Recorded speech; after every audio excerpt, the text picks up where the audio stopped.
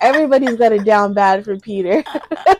And then it's like you're looking and it's Robin Williams, and I'm like, I wasn't an adult at the time, so maybe he had the female gaze in 1991.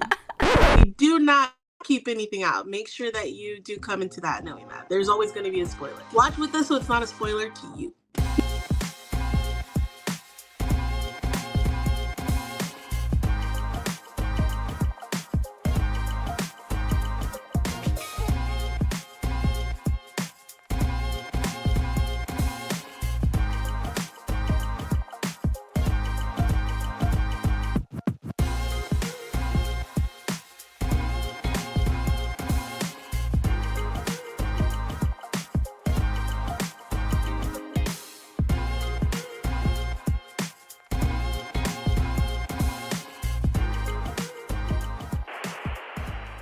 Good morning, everyone. Welcome to episode 4 of 2Chicks 2Cents. Thank you for being here.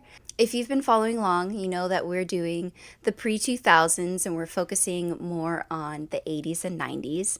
And so today for episode 4, we are doing the 1991 Robin Williams movie, Hook. If you missed last week's episode, we did talk about the 1985 movie Back to the Future, which we were pleasantly surprised by. It was so exciting, so fun. All the links are going to be down below for you like they always are. Go ahead and check that out. Check out our takes, check out our clips, give us some suggestions of movies that you love, and we'll watch them. Don't forget, we are watching the show Knight Rider, which excitingly we're going to be reviewing next week. First season of Knight Rider. So you still have time. Check it out, watch it, let us know how you feel. This week, we are talking about the movie Hook. Let's get into our description of the movie. In the 1991 movie Hook, a grown-up Peter Pan, now known as Peter Banning, has forgotten his magical past and is living as a work-obsessed lawyer. When Captain Hook kidnaps his children, Peter must return to Neverland to rescue them. With the help of Tinkerbell and the Lost Boys, Peter rediscovers his forgotten identity and remembers the magic of his youth. Now he must face off against his old nemesis to save his children and return home. Directed by Steven Spielberg, Hook is a heartwarming adventure about rekindling imagination and the endless battle between childhood and growing up. So, the 1991 movie Hook, you probably have seen this movie. It's definitely a classic. What were some of the new things you caught this time around with your adult eyes versus your kid eyes? I want to know what jumped out at you this time and was like either really funny, kind of off, or you just noticed it more. You know, actually, now that I am an adult and I have a kid and everything, watching it, I think this is the first time that I watched it since I had my daughter. The new thing that I noticed is how I never thought in the beginning that Robin Williams' character, Peter, I never thought that he was that bad of a dad or that he was that aggressive. And this time watching it, I was like, whoa, calm down. It's not all that.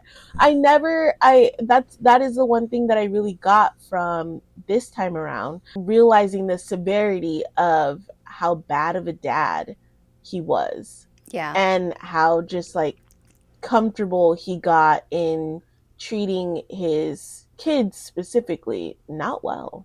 Yeah. And like I can understand like being under pressure or being under timeline or, you know, being busy with work and everything.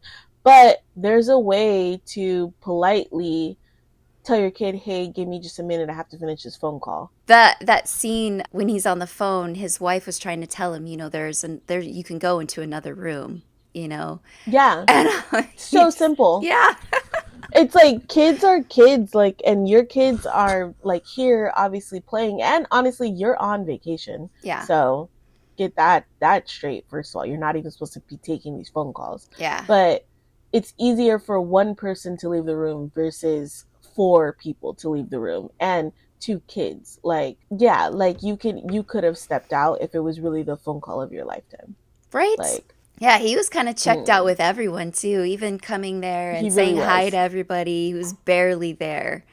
And barely there, not really engaged with everyone, and everyone was just so happy to see him, you know. And the whole reason that he was there was to see Granny Wendy, and he barely gave her the time of the day. She asked him how she looked because they were like headed out, He's like, yeah. and he Oh, didn't even. I remember that scene. I I was was like, oh like, my gosh. you don't treat your granny like that. What's wrong with you? No. But that was the difference that I noticed from like my kid eyes versus my adult eyes. I was like, wow, like I knew that he was like kind of a jerk and he wasn't that bad, but I never realized how bad it was. Now, like having a family and everything and having those important like moments like where it's like you're trying to do something but your kid's on your leg or whatever, but like that wasn't the way to handle it at all. Like that No. wasn't very kind, and that's not how you treat your family. Yeah. Yeah. The big one Yeah. for me that I noticed though was that scene where Granny Wendy is trying to help him remember, like before he goes back, and then she's like, "No one had your favor like I did," and then Okay, she's like yeah, pulling him that was a closer, little. I was like, Granny, that's a little weird. and he's like, I "Grandma." feel like you could have maybe said it a little bit better. That's another thing I noted. In watching it, I was like, man, every single woman in this movie is in love with Peter. I noticed that Every exact single same woman thing in here too. loves Peter. And I'm like, I kind of noticed, but I didn't notice like if they had it down bad, every single woman. I'm like, that's a little weird. And I don't think that in other Peter Pan movies, like I think like Tink has a little crush, but more so I think it's jealousy because Wendy's big and she's not. Um, I think but it's also never, the mermaids were mean to Wendy in the cartoon, yeah, and I think it was yeah. because they do like him. It's like, oh man. And then the mermaids are like making out with him whenever he does get in the water over Neverland. I'm like, man, everybody's got it down bad for Peter. And then it's like, you're looking and it's Robin Williams. And I'm like, I wasn't an adult at the time. So maybe he had the female gaze in 1991. Well, what was your rating of this movie? Oh, We didn't even do that. What's your rating? yeah, I think that like an 8. I give it an 8. Yeah. I'd How give about you? it a solid 9. Yeah, Yeah, that's cool. and also I'd give it, and I'd only give it a 9 because I never remembered until watching this right now. I was like, what the hell? That they killed Rufio. I remember Rufio getting stabbed. I remember that, but I didn't remember that he actually died. But then whenever I watched it, I was like, oh shit, he actually died. Wow, And yeah. then I remember, like, because he passes on the sword to the next Lost Boy and all that. I remember all of that. I just never I guess in my kid brain, I didn't really register that Rufio died. And then Wow. also, I feel like they could have gave him a little bit better of a death scene, and the fact that Peter Pan wasn't even gonna avenge him until the Hook egged him on. Like, that's messed up. Rufio deserved better than that. Yeah, Rufio deserves so much better. I loved that Rufio didn't really challenge Peter once he was Yeah, Peter. Like he yeah, was like, "You're the Pan, you're the Pan." Like, and I yep, I respect that because, he wasn't gonna just give it up to some loser. But then when he yep. saw who he was, he did not fight, and he was like excited about it. He didn't like sulk in the background because, oh, Peter, he was really excited and supportive, and I loved that. But Same. I love like the Lost Boys live by a code and like they really do all respect it. I love that. I also, what else did I notice? Like it was just so funny watching it like now as an adult because it's still an amazing movie. It's still so good. I loved it. I got from it how easy it is for your kid to be easily susceptible to other people if you don't give them the attention that they need. oh Like if you yeah, don't teach your kid, somebody else is going to. And if you don't hold a place in your kid's life, somebody else will swoop in so quick. Also, you don't know other people's intentions behind how they're treating your kid and everything. So, like, that was a big thing for me that I got from it too. It's like if you don't take care of your kid and spend time with your kid and make your kid feel loved, they are going to find it somewhere else, and it could be from a bad person. They're going to yeah. be easily susceptible to. And I was like, huh.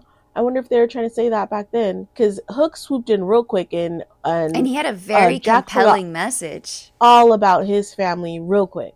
Yeah. Yeah, Hook had a really compelling message of like your parents don't love you and this is Mm-hmm. why, and all of these reasons are And evidence. very, yes, complete like evidence. And if it's all about perspective whether you believe it or not. And so with his actions previously in his relationship with his father, it feels true. Mm-hmm. And I was like, wow, Mm-hmm. that's so deep. Yeah, and as a kid, I never realized how deep it was. Like, as a kid, I can remember my favorite scene was always when they're eating dinner, and Oh then yeah. Rufio and him start arguing. They're calling each other names, and then finally he kind of starts playing. And then he finally sees the food and he starts eating. And I always thought that was like such a fun scene. And I always thought, like, once you see the food and everything's so colorful and all that, I was like, oh, this is the best thing ever. Like, I always, that was always my favorite scene as a kid, and so it was funny to see it again now.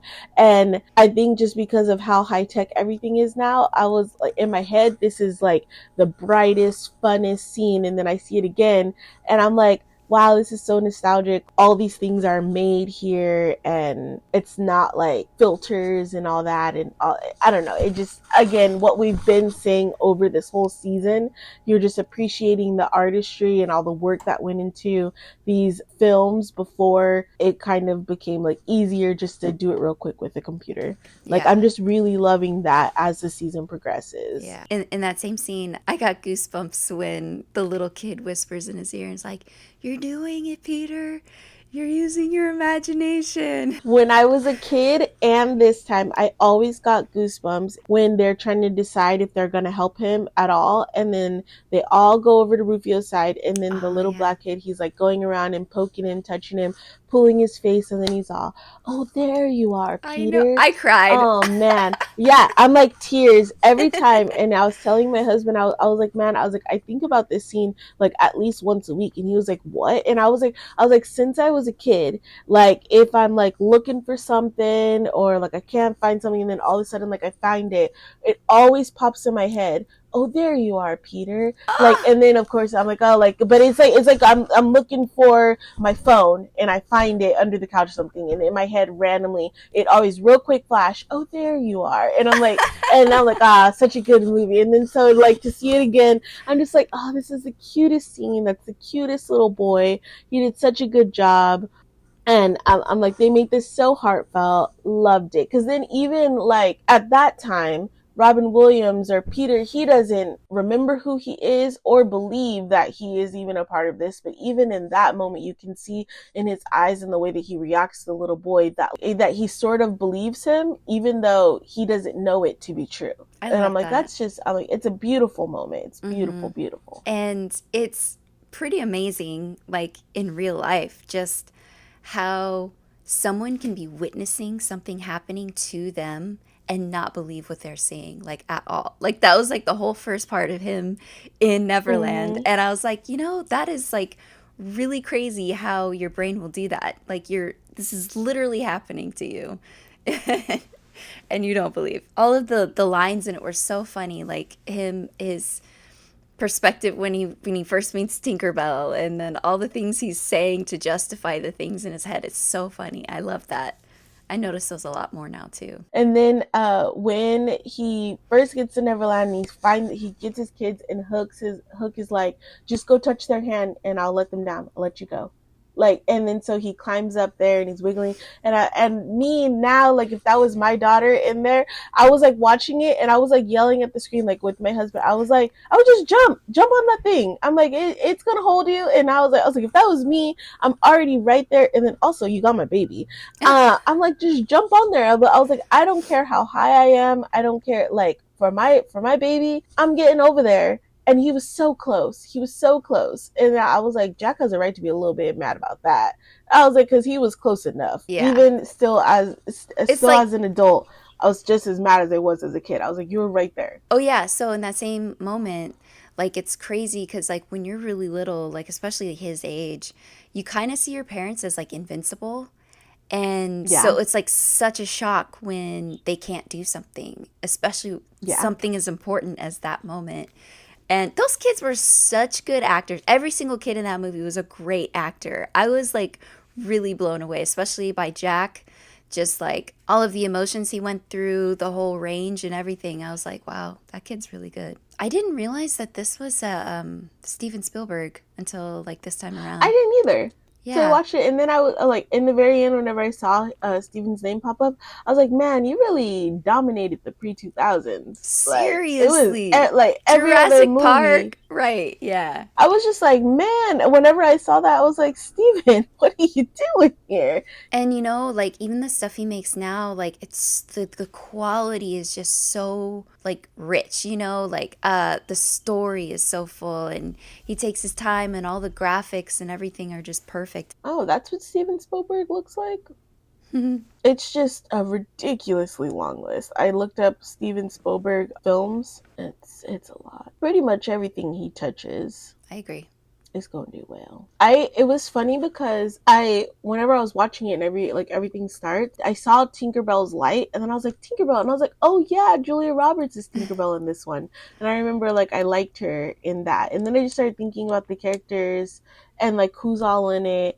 And I was like remembering all of it. I was like, "Oh, this is so exciting." And then I remembered I follow Dante Basco, who plays Rufio. I follow him now on TikTok, and he does a fun thing. It's called like residual check lottery or whatever, and it's where he opens like his random residual checks that he gets, and he talks about whatever film it was, and we see if it's old or new, because Homeboy's had a 30-year long career, if not longer. Like he's been acting for so long and he's been in so many movies, and then he's done so many like voiceovers and stuff. But anywho, whenever he does his residual checks, like it's so funny to see, because like he was in, what are those called? In my head, I'm only thinking of the word telenovela, but it's in English. Oh, soap operas? Yeah, soap operas. Oh, so he He's was in been a in soap. soap operas. What? That's so Yeah, cool. yeah, that's what I mean. That's a good solid career right there. His Wikipedia has his career starting in 1988, Oh, yeah, and it that's cool. has him all working until 2025. Like Dang. he's the voice of Zuko in the last in Avatar. Oh, so this is the in 1989 he was in a show called Highway to Heaven, and that it's like a soap opera ish show or whatever. That Ah. was the one that I watched that check, and I was like, what the heck? And he always shows like a little clip of him, and you see him, he's so young. We should put a picture of his face and put flowers over it, because Homeboy deserves his flowers. Yes. Like that's another thing that I really like about like watching all of these old things. Like some of your childhood favorites like you see on social media and stuff, but some like you don't, or you kind of like forget about them. So it's like reminding you of like old like people or things that you love, so then like you go see like what they're up to now, and then you're able to like reconnect with older stars that you loved and kind of like show them their appreciation and all that like now, especially because like the world wasn't as connected as it is now, so some of them like didn't really even feel appreciated or valued or anything until now. Like the guy that plays Anakin Skywalker, Hayden Hayden Christensen. Christensen. Yeah, Yeah. so him originally in the Star Wars, whenever it came out, his character was hated. They didn't like him, they didn't appreciate him, they didn't think that he did a good job, like all that. He kind of like he went away from acting for a while too. Like he just didn't like it. But then once all of us millennials grew up and everything, and like we're like, dude, you were our childhood, you did such a great job, like we loved it or whatever. Now that those are the people that are going to Comic-Con and everything, I watch like interviews and I see him, and he's like crying on stage, like because he went so long thinking that, not to say like he did a bad job, but just that like he didn't think that his character was what it was. But now that social media is what it is and our age group has grown up and everything, he's getting all the flowers and love and appreciation and everything that he deserved. I had that same perspective. I didn't think he did a good job, but then I rewatched it and he did phenomenal, actually. Like, he was fully committed to his roles. It was the writing, it was the lines that were so stupid. But the thing about him was, like, you really believed, like, everything that he was saying, even though it was dumb and cheesy or whatever. So the writers really did him dirty. And they Yeah. did the same thing with the little kid who played him. He had some really stupid lines, too. And I was like, wow, it's amazing how bad writing can make an actor look like they're not a good actor. It depends on what they're focusing on and what they're trying to Yeah. accomplish. And a movie like Star Wars, they don't care as much about character development and dialogue. It's about the action, it's about the And special also, effects, I the don't think costumes back in and the day that it would that they thought that they were going to do as much with it as they have done with it, because then they probably would have planned better the way that they were going to like pop these things out and who was going to be in it and like what to focus on. I think that they would have done a better job. I mean, hopefully. But anywho, back to Hook, back to Dante Basco. That's what I'm saying. Like, it's really cool now rewatching all of these old favorites so then you can see what these people are up to now, so then you can like appreciate them while they're here and all that, because we are so much more connected with social media and everything. That's been really cool to be able to experience. And then also I think that's probably really cool for these actors to see now and to be getting like appreciated for these old roles that they played back in the day that they didn't know that people liked that much, or that like people still thought about to this day. Like, I think it's cool to experience all of that. But yeah, do you have any last thoughts that you want to talk about with Hook, or that you loved or experienced or anything? I feel like there is. I feel like there's so much that I would want to say about Hook because it was just such a great movie all around. There were so many emotions going through my mind.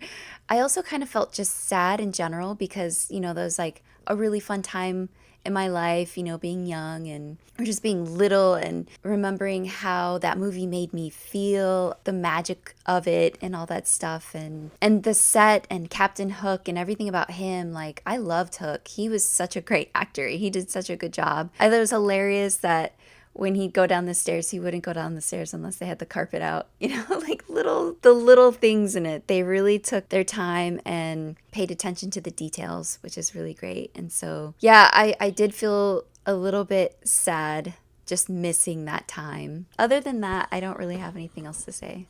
How about I you? kind of felt the same. It's been funny to watch some of these movies that I've seen before, like as a kid, because you can't help but remember when you were a kid, and then like thinking about what your kid self thought should be doing now, or what would be cool and everything. And so it's been like very nostalgic and also a little bit sad. And then also I've been like thinking about it from like, oh, as like my daughter grows up, I'm like, oh, I wonder if she's gonna have like the same feeling and everything. Some of them I'm like, oh my god, I gotta remember, like, write this movie down or something. And I'm like, oh, I want to show her whenever she's older. Like, this is so Uh, great, so cool. It has been like just nostalgic watching all of it, and it comes with a lot of different emotions and everything. But it's been yeah. this theme that we chose has been very fun. This was a very good Yes. idea. When I was watching this, also, I had the thought kind of run through my mind like, I'm going to watch this movie so many more times. Because I And then think when it's I was feeling also, sad, I was feeling like I was saying goodbye to the movie or something. yeah, But I'm it's like not. I was no, like, I'm going to watch this so many more times, it's here. And that's It's another thing, like forever. this theme has like reminded me, at least for me recently, I've been so bored, like, oh, what I want to watch, like there's nothing new. And I'm like, you know what, there's nothing new, maybe I need to watch something old. I need to go back to the basics, like back to the stuff that like I really liked, and I'm having new experiences with them, even though like I have seen it before. But it's like you don't remember everything that happened. Like, maybe you remember the big something that happened in the end. Well, since we are done talking about Hook, it's time for our next new segment, and we gave it a name. What is the name, We Delilah? did give it a name. It's called What is it called? Make It Make Sense. Okay, so we're going to start with Delilah again. I just Okay. decide that right now. And Okay. Delilah watched what movie again? Hot Hot Shots. Shots. Delilah has 30 seconds to tell us about Hot Shots, what she thought, what's her rating, all of the thoughts. And ready? Are you ready? I'm ready. Set, go. um, I give it a 9 out of 10. I was so pleasantly surprised by this movie. I thought that it was so, so, so, so, so funny. I loved that it was not like it was comedy. You had to watch it or else you were going to miss them doing subtle funny things. It was like the beginning of parody movies, and it was about planes. They didn't really fly that much. They weren't very good at it, and watch it. Done. Sorry. I was so shocked by your rating that I was No. like not even paying attention to the time. And so now Tiffany is going to do her 30-second review. All And right. Tiffany watched Pretty Woman. already. Let's hear your review of Pretty Woman. right now. I absolutely loved it. I give it a 9 out of 10. I loved Julia Roberts. I think she's really, really underrated in my mind. Um, and loved the story. Loved, I think his name's Richard Gere. Thought his character was charming for the most part. There are some parts where he was a little bit of a dick, but I would give it a 10 out of 10. But I felt like that there were some funny moments that I could have laughed more, and I didn't laugh. So yes, yeah, there you go. I forgot that to calm down. But so now let's talk about these a little bit further because I'd never seen or heard of Hot Shots, so I didn't have an idea of how I would feel going into it. But I do remember you saying you did not want to watch Pretty Woman. So a 9 out of Yes. 10. Yeah, I was I like, like Pretty Woman, so let me hear what changed your mind, what pushed you over, what's going on. well, so I think that I needed to be older to really understand just her, her life, her lifestyle, her choices. I really like watching her. I was like, I saw a lot of myself in her. And like, there were times in my life where things were like really, really hard. And if it weren't for certain circumstances or certain people in my life, I could have ended up down a path like that. It was really heartwarming, her personality too. And like just the love story part too. The love story was really nice to watch, like he didn't really see her. And then you see him starting to really see her. And then you can see those moments where they're like both starting to fall in love with each other. And I just thought it was a really beautiful story. And I thought it was well done, well written. Like I said, I would have given it a 10 out of 10, but there were just some funny parts where I didn't really laugh. And so I was like, okay, well, it wasn't perfect, so I It's can't a give it a little bit 10, cheesy, but that's definitely, what it was is a little bit Yeah, cheesy. But I love that. I love that your opinion changed of it and that you yeah, gave it a me shot too. and all that. I love that. Me too. I'm glad I was forced to give it a shot because I never would Hmm. have. Same So here. what about you? Tell me about Hot Shots. Like, Did I you mean, watch Hot Shots? I did. I did. I Okay. watched it. So I hated it. I would give it like a 3 or a 4. Like, I did not think it was funny. I watched the second one though because there's two of them. okay, I haven't watched the second one yet, but I did see that there was two, and I was like, I'm definitely gonna watch it.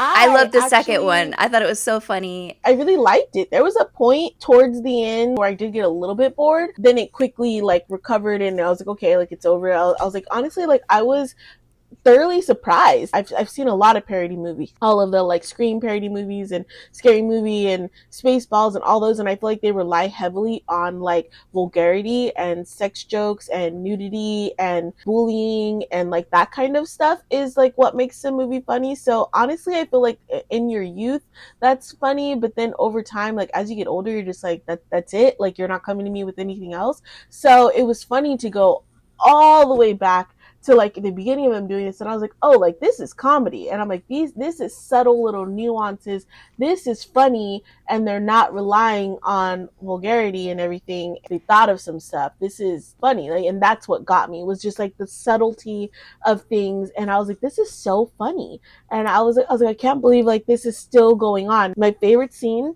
when he gets to boot camp and they're all like in the room, and for some reason the guy from Princess Bride, he's there, and automatically they hate each other.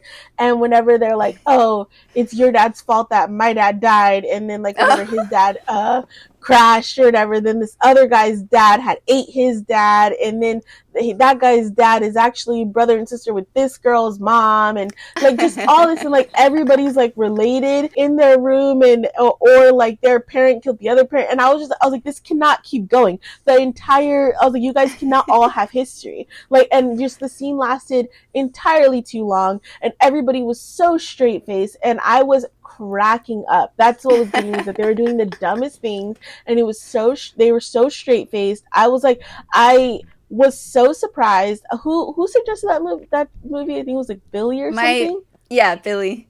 Who's Billy? Amber's husband, my best friend's husband. Oh, he did a good job because I was like, this was funny and unexpected, and I never would have watched this movie on my own, never. So I was like, oh, this was pleasantly hilarious. I did like the Admiral. I thought he was hilarious. And Yes, I laughed out loud when at the end they're like parking their jets and then the guy's like taking groceries out. yeah, Just I was like, no way, no way, cracking up when Dead Meat dies finally, or whenever he goes to the hospital. I was like, oh my god, like, because obviously they're all their nicknames or their names that they're calling them are obviously what's going to happen to them at some point in this movie. And then like whenever they're setting them up to like they're going to go fly planes, whatever, randomly his wife shows up and they're super happy. He doesn't sign his life insurance thing. He's got the evidence for who killed JFK. Like just everything. They're setting it up, and it's just like, oh, after this flight, I'm gonna tell you like the cure to cancer, like all of this shit, and it's just like. Obviously, he's about to die, and then of course he doesn't die right away. Whenever the plane crashes, he gets like ran over or something, and then he gets knocked up like whenever they're trying to put him in the ambulance. It's just like how can it get worse, and they continue to do it. Oh, it was so funny. I was like, I cannot do this. This is for the year that it was made, for like what they were doing and how they did it. That's why I was like this is definitely a 9 out of 10 for me. I was like this was good. I had the thought that maybe if I had a more rounded perspective of that time and like some of the jokes that they were making, I was like, I could Hmm. see how this would be funnier if I get the references more. And you've watched a lot more of the older movies, so I can Yeah, see why you would definitely have yeah. like a better background, a base to really appreciate it. So I'm so glad you liked it. I didn't I expect you to like it at all. I was like, she's gonna hate yeah. this. And I like how I I keep put doing it this. on. I put it on whenever I was like sorting through like paper, old papers, and I'm like, let me see what needs to go thrown away, whatever. So I'm sitting there, I put it on. I was like, let me put it on real quick. Gotta watch this movie, and I ended up putting the papers down. I was like, what the hell am I watching? I was like, it was great. And then even there's a scene where they're all like doing like the bar fight or whatever, and it's so quick, and you randomly see like Charles Barkley, I think that's his name, two Yeah, basketball players yeah. randomly they're there, and I'm like, what are you guys doing here? And I was like, everything, it was just so subtle, and like I did and love how they honestly, were all fighting together. Nobody has anything to do with what's happening between the two people who started the fight, but they're just all fighting. yeah, The chick, she's like, "Give me a sec, I have to do something." And then she goes to yeah, sing the song. goes to go That was perform, and then funny. I was like, I love how she's standing completely sideways like this, performing on a piano, and then when the piano's all the way down, she falls off the side. I was like, girl, Right? make it make sense. Make it make sense. And then whenever they leave there, and she's like, okay, you can walk me home. She lives directly next door. Directly next door. I was like, this is I didn't see just that. so. I think that it was the simplicity. I was like, this is great. It just based off the front cover, and I knew it was about planes, and it was like referencing like a Tom Cruise movie. I was like, oh, I'll never watch this. So I'm very happy that I did. It was very funny, and I don't have any complaints.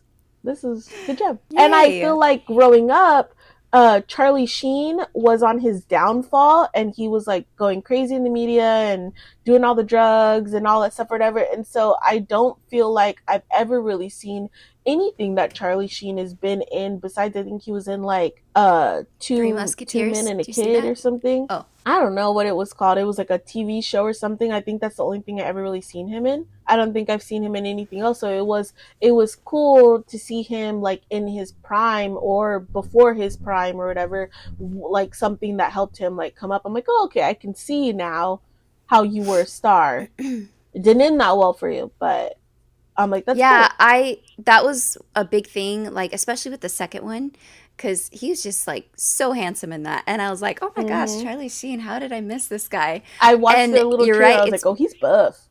yeah, you look really good in that. Like you said, we kind of in our time period, he was really on his downfall. Time for the drawing for the next two 30-minute segments. We are not doing a drawing for the next episode, though, because we're doing our TV show.